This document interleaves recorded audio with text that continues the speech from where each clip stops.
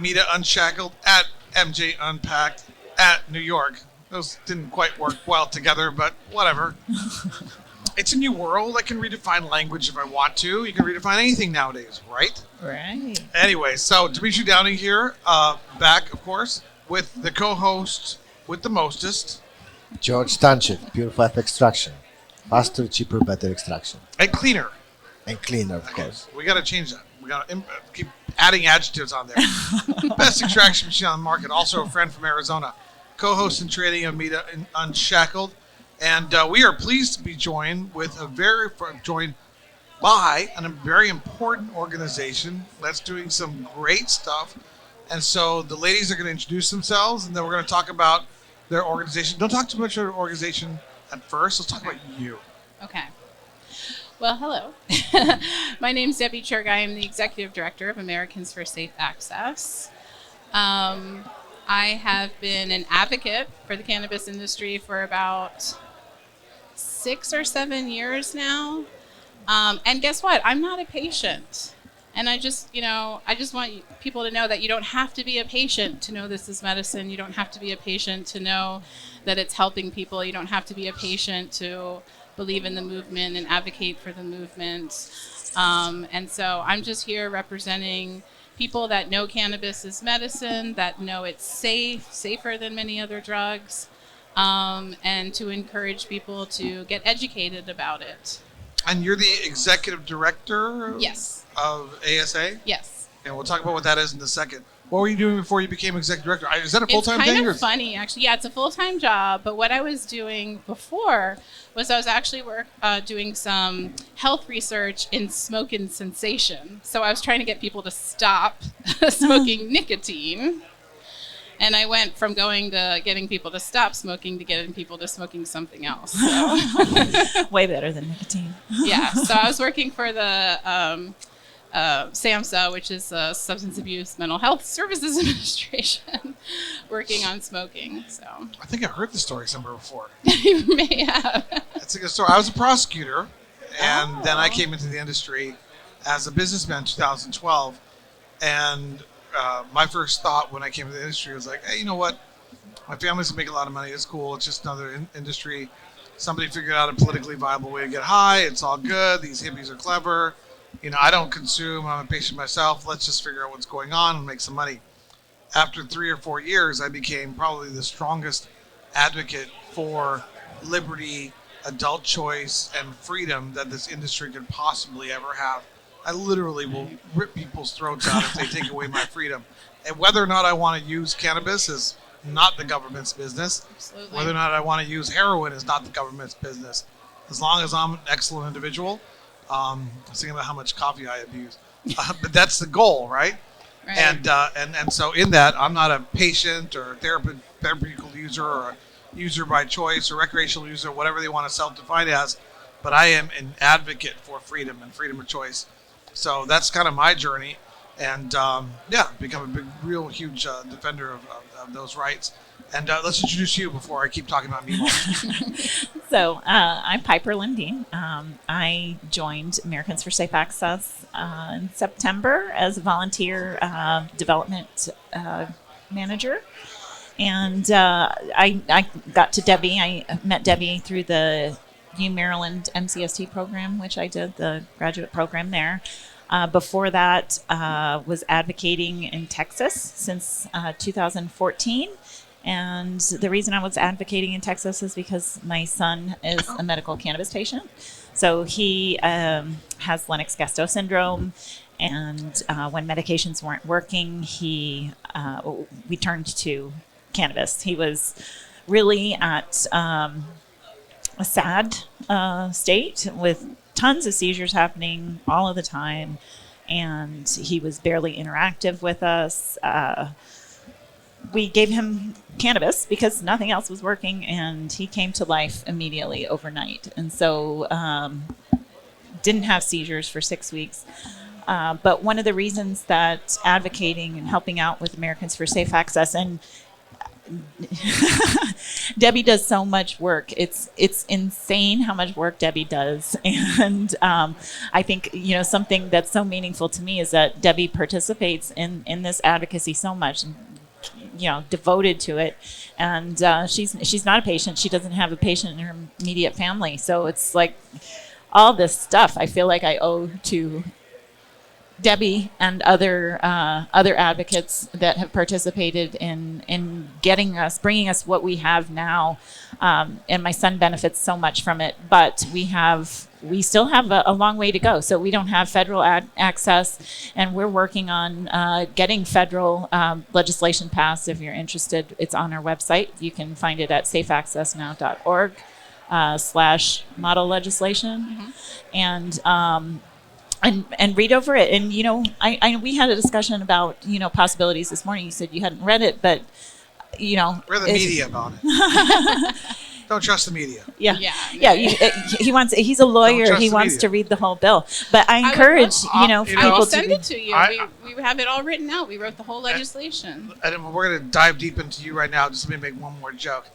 I want one more thing too. Yeah, you go first. Then we'll get to you. So let me make my joke. Okay. So I like to talk about fake news, like the fake news of prohibition. Right? People don't. Fake news doesn't exist. Yeah. See prohibition.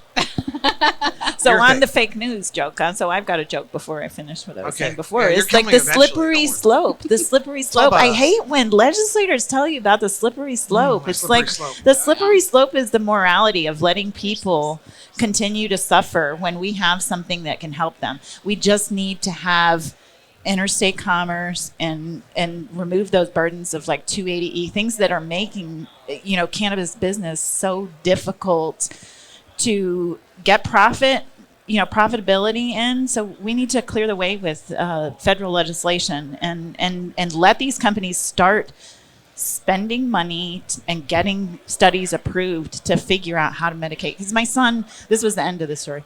My son doesn't have complete control. He has 8 months of seizure freedom and about 4 months where he relapses. And so I feel like if we did have this legislation, then we could get better solutions for people like him and others. We're going to get technical with Debbie here in a second because we're going to dive deep into the organization and the legislation. And that kind of stuff. But let me make one more comment, because after my joke, your comment, this life is a slippery slope. What I realize, everything's a shade of gray. Yeah. So slippery slope is just another way of saying gray. There's very little things that exist in black and white. So I made my mission in life to be that line in between yin and yang, that space between the two of them. That is the slippery slope. That is the gray area. That is the reality of lives that we all live. Anyway, so I like that song about slippery slope. Anyway, so slippery slope, who cares? I know, seriously. Right. We care about people's lives. Right. Stop telling me whatever medical legislation and is they going talk, to lead to. Who lives in yin and yang or up and down or left and right? I mean, most people that I know, including me, live in that little space that's undefined in between yin and yang. Those guys had it all wrong. And the thing is that gap that's getting into the gap, right? Right.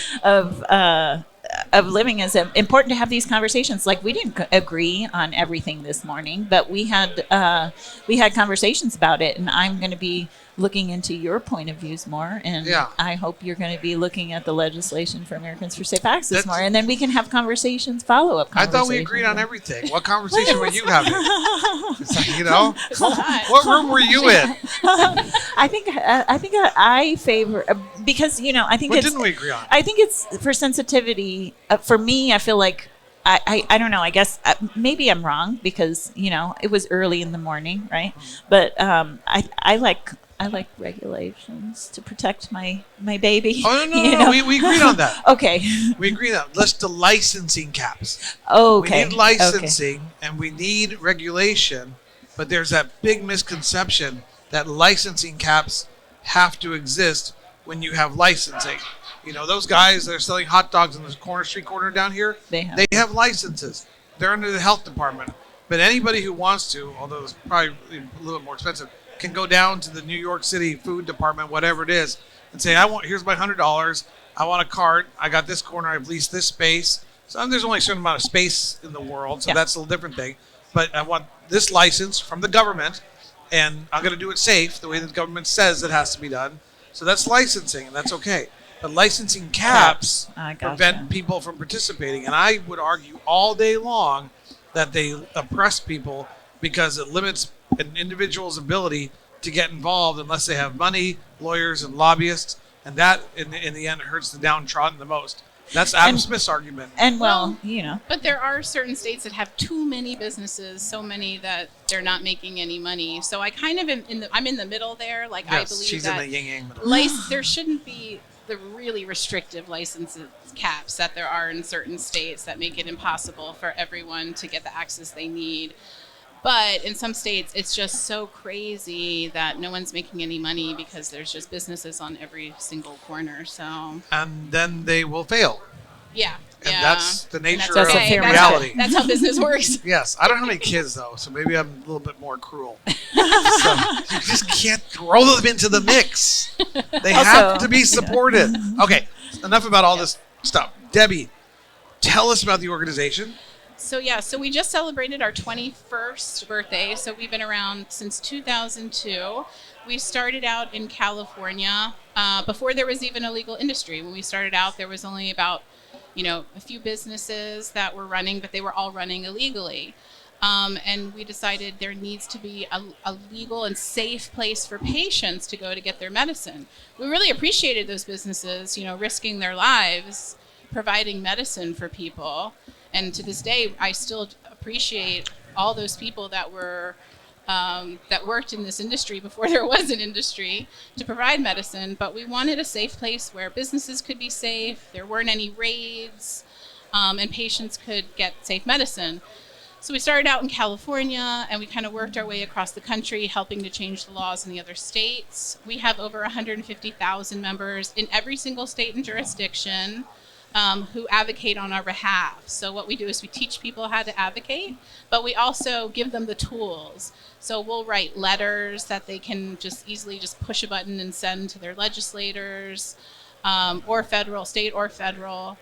And we help them with, paths forward, how to not just create policy, but improve it as well, because we all know even in states with medical cannabis programs, even in states with medical and adult use, there's still patients that are suffering because they can't afford it. There's no access, or not enough access. There's not enough products. There's not the products they need. or they work for the federal government. They work for the federal government. Yeah, like the federal restrictions. They can't, visit their families without either illegally taking their drugs over state lines or not taking their medicine with them.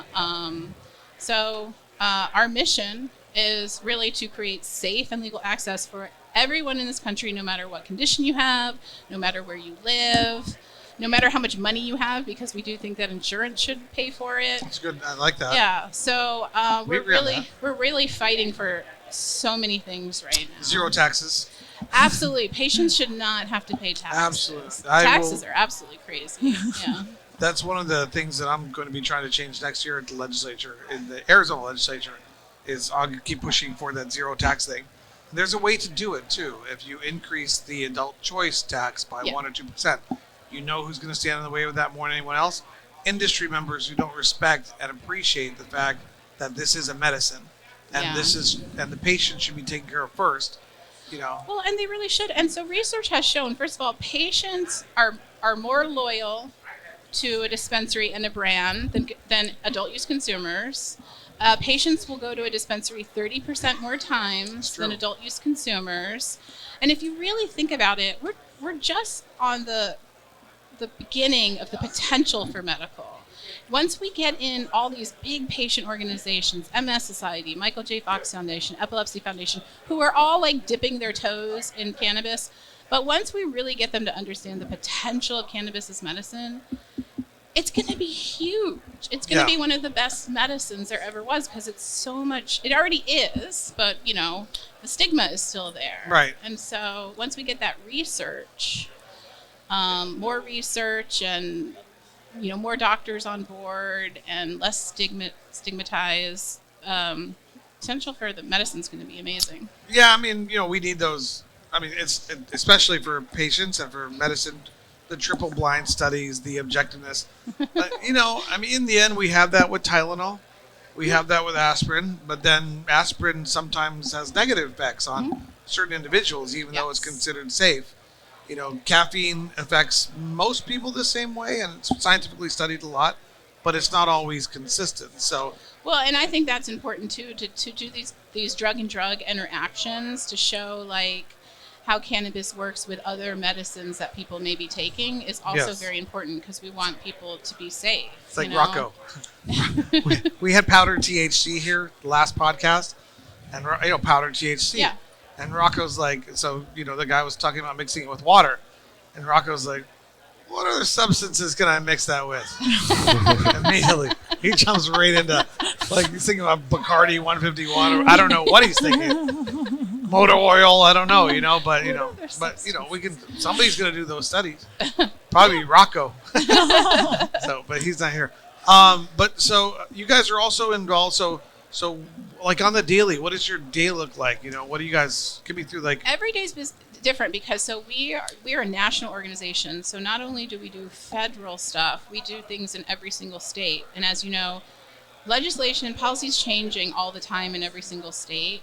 So we start out with some targeted states, but then depending on what's going on, we kind of switch it up. I might wake up one morning, and a new bill has been introduced or reintroduced, which just happened a few weeks ago. So now we got to do a press release. We got to look into it. We got to see what's going to happen if this goes through. What's going to happen if it doesn't? We analyze all legislation. So we look at it and we say, what is this going to mean for patients in this state, or what is it going to mean for patients nationwide?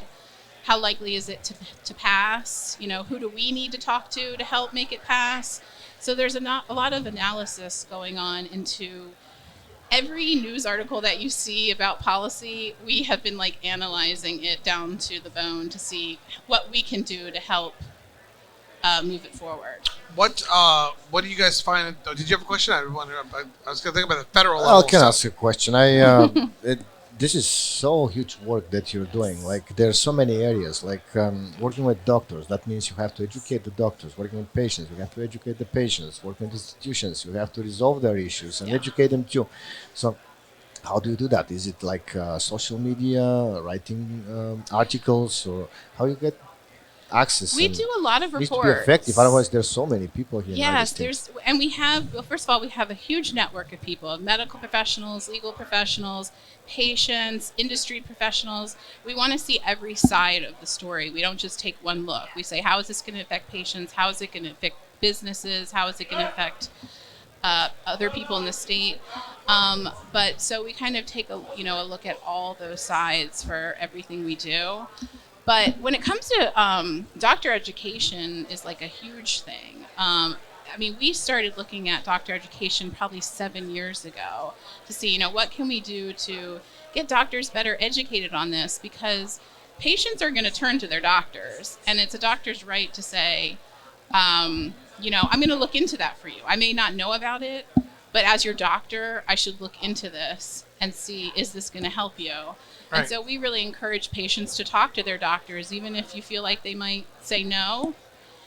We want doctors to hear that patients are coming to them and saying, I want to look into cannabis as an option.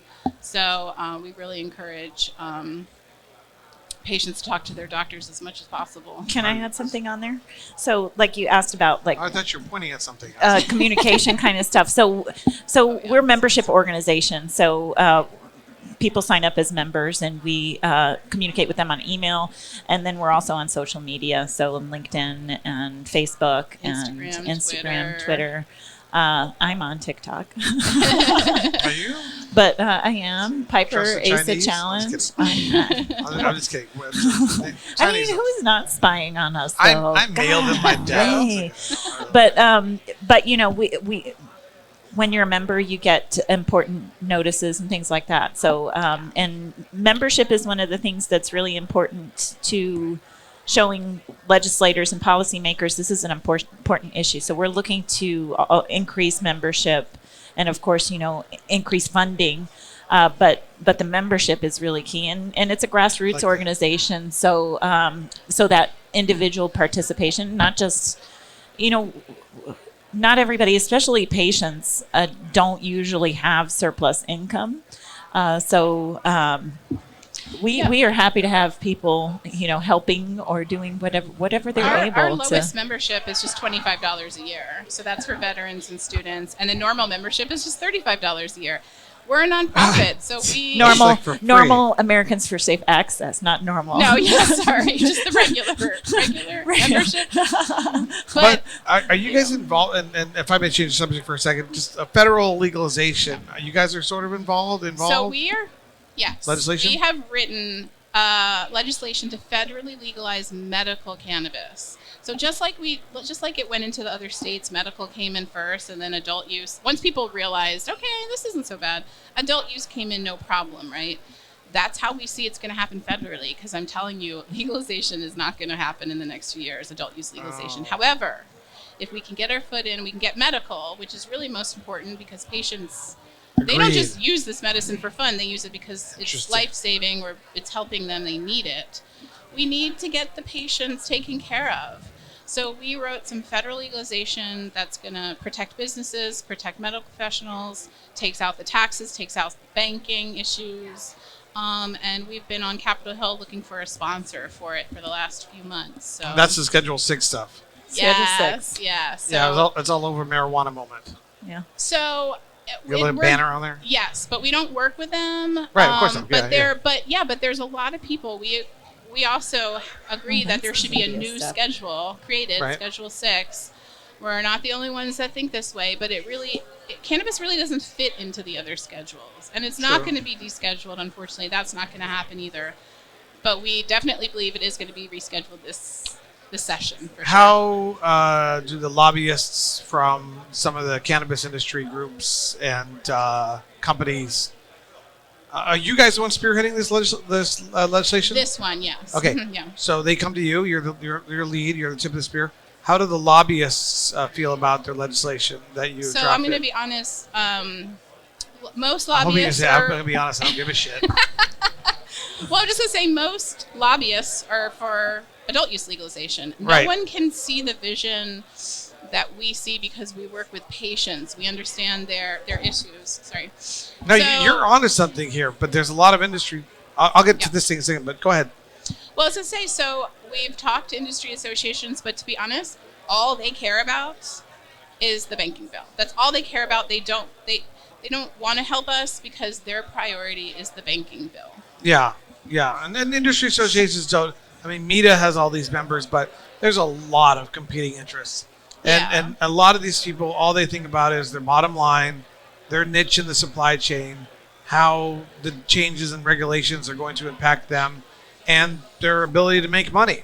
They're So- not there for the patients. They're So not, one of and the things that I'd like to understand. break in here though about is something I don't understand in doing development work and trying. I was like, I don't understand how federal access isn't an issue for industry because it's interstate commerce. It's 280E. It's like these are big financial hurdles Yeah, that people in cannabis we're have to helping overcome. the industry. Yeah. That's what we don't understand. We're literally trying to open this industry for everyone in the country, but the industry. Get a little closer, so you can, Oh, sorry. We're trying to help enlarge the industry. We're trying to get access for every single human being in this country. Like right now, if you live in one state, you can only sell to 200,000 people, maybe 300,000. Yeah. There are 6 million current medical cannabis patients in the country. Can you imagine going from having to sell to 200,000 to go to 600 million just from legalization? Yes. You know what? Your spirit is the right place. You're a good person. I'm on your side. So I'm here to help. Going to play devil's advocate, a couple things. Please, Going to go point out a ahead, couple yeah. things. And then whatever it is that someone is telling you, we'll figure it out together and channel your spirit and your energy, take it in the right direction. Okay? Deal? Okay. Because I'm with you. It's all about the patients. So a lot of these lobbyists might say, if we get medical across the finish line, great.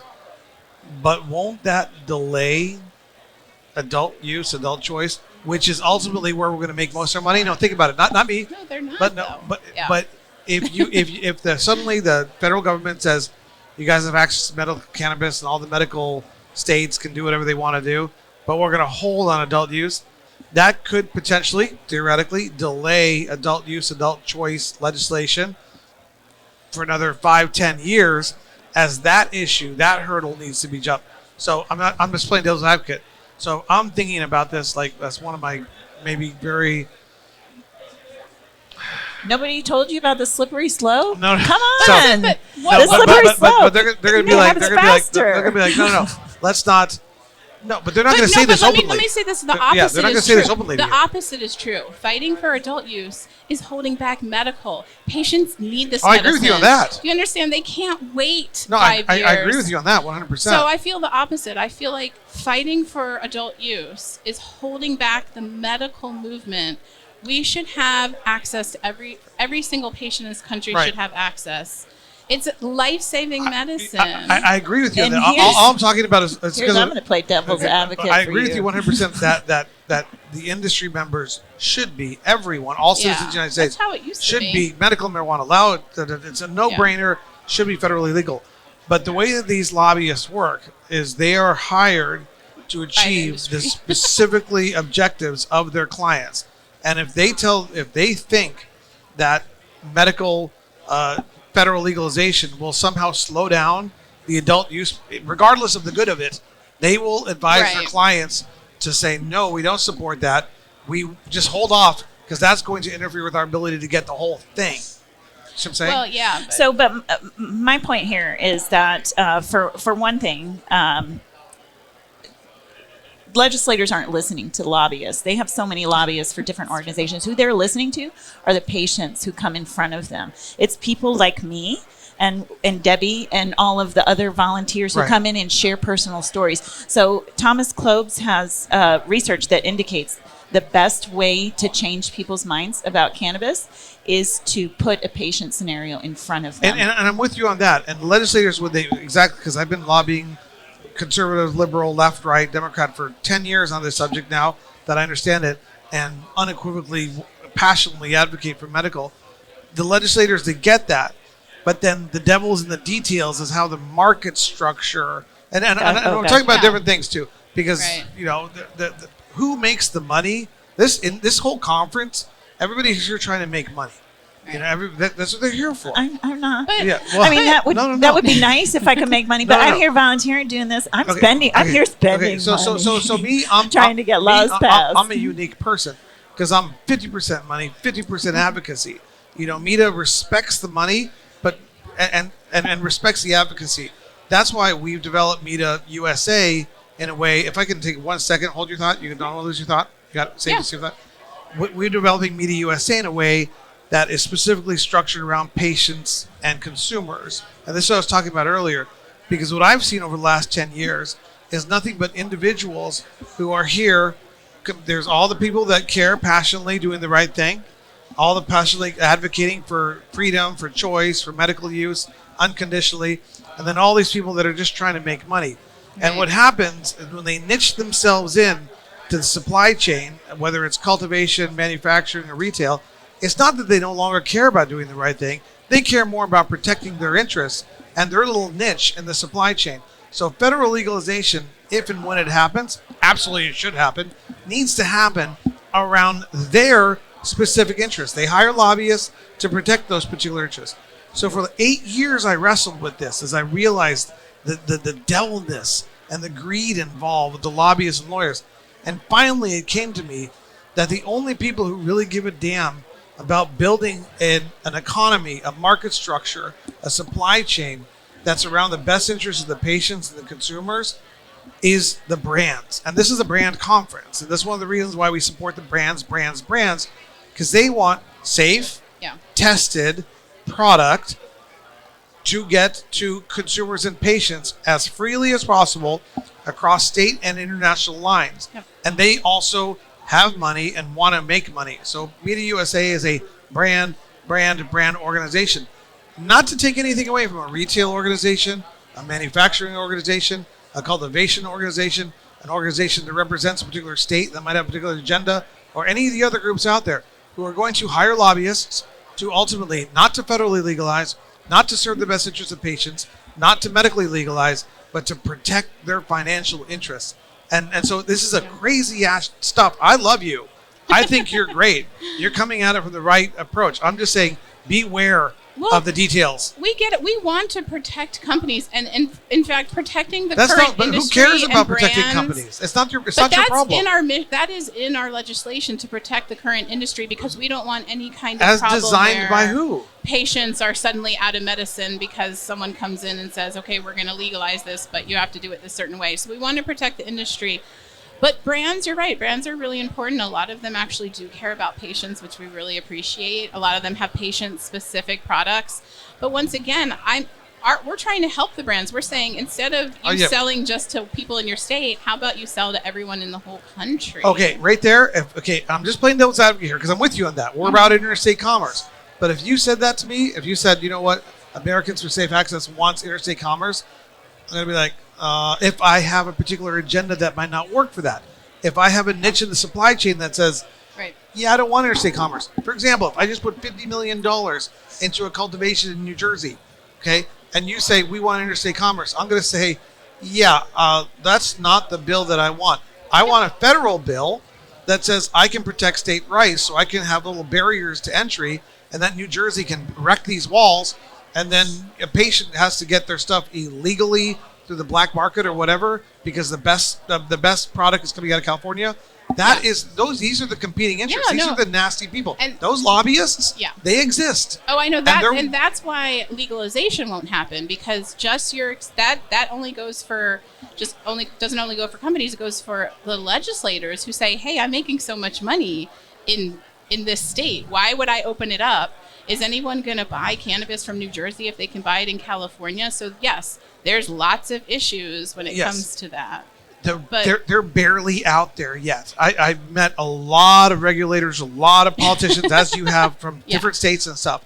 The concept of somebody of a state that's making a lot of top sellers, maybe Colorado might, hiring certain lobbyists at the federal level to say, hey, make sure our tax structure is protected as you guys go federally legal. When you bump into that person, get their name and their number because I want to interview them. Okay, I want to call them out on their bullshit.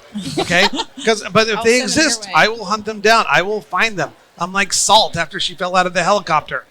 Remember Salt, Angelina Jolie.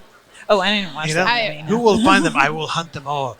No, but we want transparency. Yes. Be openness about it. You know what I'm saying? And that's what's happening out there behind the scenes. That's impacting the entire business, the entire economy, and this is absolutely true. And you guys are right in the middle of it. I just be very careful about what that legislation says and who supports it and why. Because ultimately, we need free market economics. We need interstate trade. We need access for patients and consumers. Yeah. That's why I said, look, I'm going to be in this industry. I'm heading towards brands. Well, you're smart.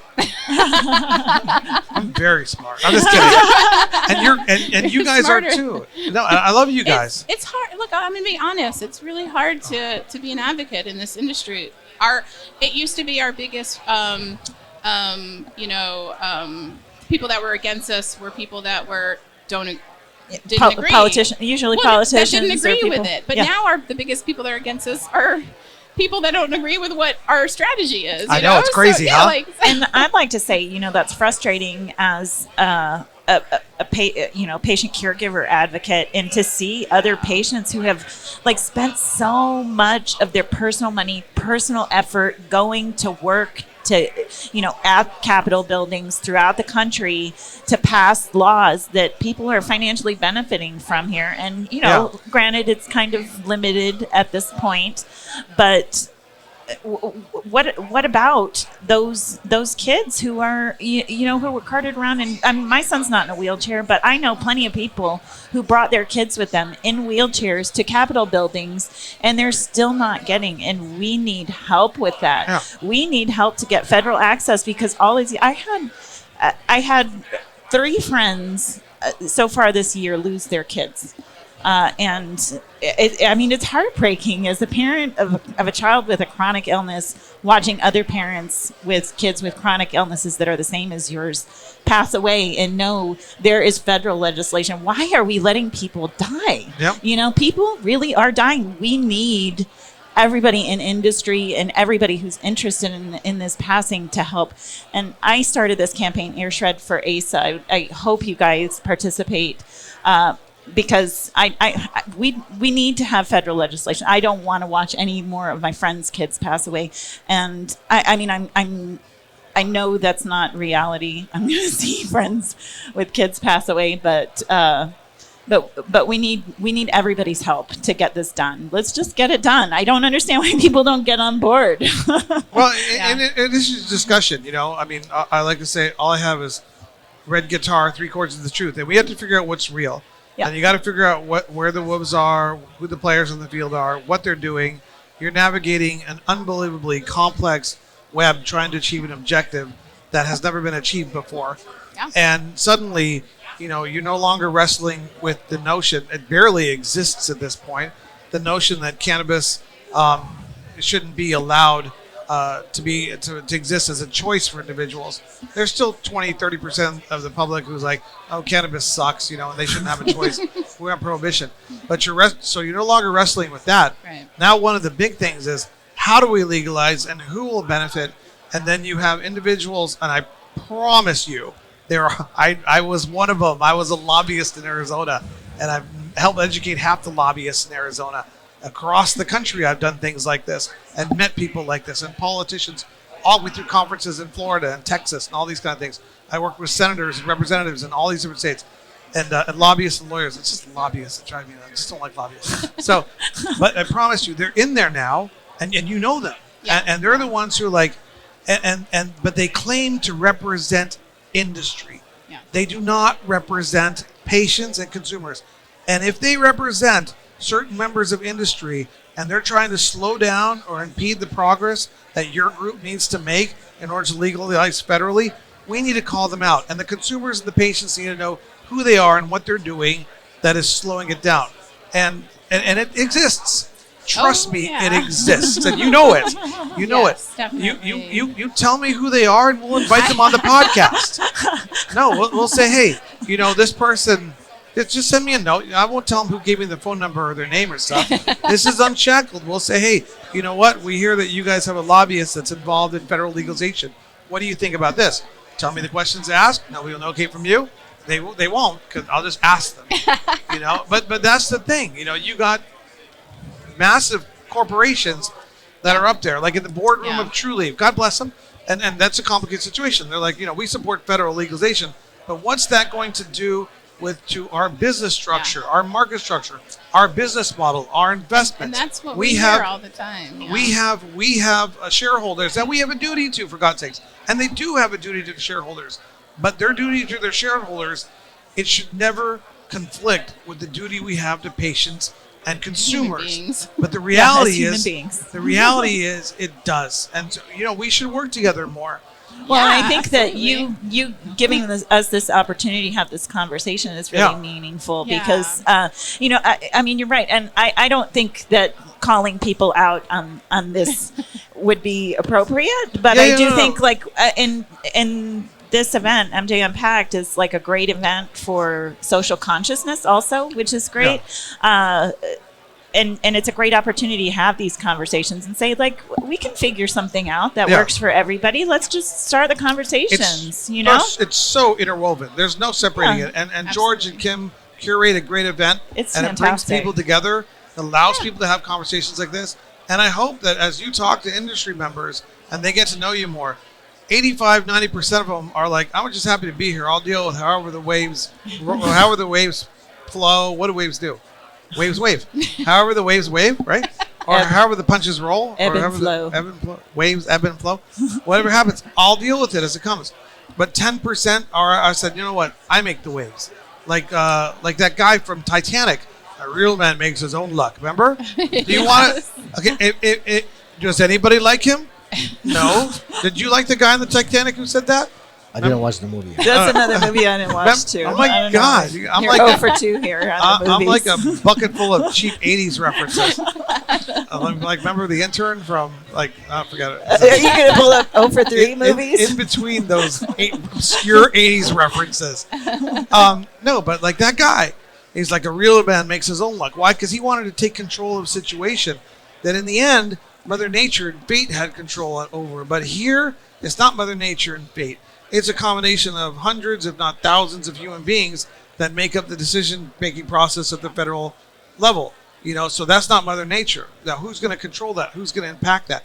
I hope you guys do. Thank you. I just be very careful, because what patients and consumers want is the Amazon-like access, tested, safe, as quickly as possible to their doorstep. What does that fall directly in contradiction to? The retail model. Who's going to lobby against your form of legalization? Any retail lobbyists? Are there any? Maybe, maybe not. Of course there are. But would they do you think that they would actively lobby against something that's going to help patients? Like, they may not agree with it, but actively lobbying against something that's going to help patients is really... This is what I can But say. in order to have that statement is very important. This is what I can Something that's going to be very helpful in this, to have a medical qualified data from clinical trials. Because yeah. this is really what you can put out, and you say, well, but this data needs to be done by universities, by like pharma qualified process. Right. Usually in Europe, when you have something that you don't have a data, they put in the novelty food program and say you cannot do it, cannot use it anyway. But if you want to go and do your clinical trials, we'll give it a chance. After probably a couple of years, they review and they give you a chance. That's a lot of money to go through. How they do it in America? When something doesn't have enough data, they say you cannot do it, like Right. federally illegal. And everybody starts their own process to legalize it. But again, as the problem is that everyone, they doesn't even do these clinical trials because it's expensive and they're very separated. Over here, you see, like, we need to have a fund. That fund is for clinical trials. And That'd be great. these clinical trials needs to be That would done be nice. exactly in certain ways, so you can use this data, and because nobody can tell you you cannot do it, if they see that it cures dementia or it does this type of cancer for But our thought is, we don't think there's anyone that's going to do that kind of research until it is federally illegal, right? Until they can help not just the people that have epilepsy in this state, Or but they then can't, everyone legally that has do it. the they have research a medical until it's federally legal. cards, so why not? They have can't- medical cards and doctors that are involved into it. Yeah, but they can't legally do the research because it's a federally illegal substance. So it's like They a catch-22. can, but it's really hard to do research on a Schedule I drug. So that's the Right. problem. But And then if you get that, it's also really expensive. And while you're facing a market where you have 200,000 patients versus 6 million, then are you going to spend as much money as it costs to research what helps my son's epilepsy? And for how many of those 200,000 patients in your state have the same type of epilepsy, where instead you're looking at, like, especially with rare diseases, and there's so many rare diseases that that cannabis has the potential to be therapeutic for, that that we really need to, especially for rare diseases, have that global access to research and interstate commerce that'll free up research from private corporations and stuff. That's why I was encouraging the global research. Yeah. Otherwise, Yes. if we do it on a small scale as we do it right now, it's going to be not sufficient data. Well, they are researching in other countries. Like even in Mexico, they have, or in Canada, they have institutes and research things going on. We have stuff going on in the United States, but not to scale. Yeah. So, but we definitely. got to wrap this up. And so, Piper, Debbie, you guys want to give some closing thoughts? How do people get a hold of you? So I encourage you to look at our website, safeaccessnow.org. We have a ton of free information, a bunch of reports, scientific reports. Everything we do is backed by science. Free information for patients, for legislators. We help you, teach you how to advocate. We give you resources.